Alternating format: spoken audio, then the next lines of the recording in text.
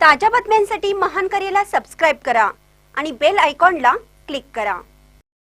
सांगलीतील bank of India बँकेच्या एटीएमवर दरोडा, 15 ते 16 लाखाची रोकड लंपास केल्याचा अंदाज। सांगलीच्या बुधगाव येथे बँक ऑफ इंडिया बँकेचे एटीएमवर दरोडा टाकण्यात आल्याचा प्रकार घडला। यावेळी चोरट्यांकडून 15 ते 16 लाखाची रोकड लंपास करण्यात आल्याचा प्राथमिक अंदाज व्यक्त करण्यात येत आहे।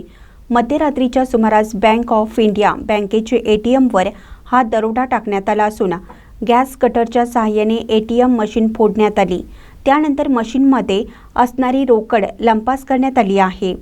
4 दिवसापूर्वी एटीएम मशीनमध्ये बँक ऑफ इंडिया बँकेकडून 20 लाखाची भरणा करण्यात आली होती।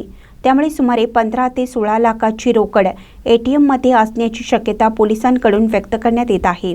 दरम्यान या घटनेनंतर सांगलीचे पोलीस अधीक्षक संदीप घुगे यांच्यासह सांगली ग्रामीण पोलिसांनी घटनास्थळाची पाहणी करत तपास सुरू केला आहे।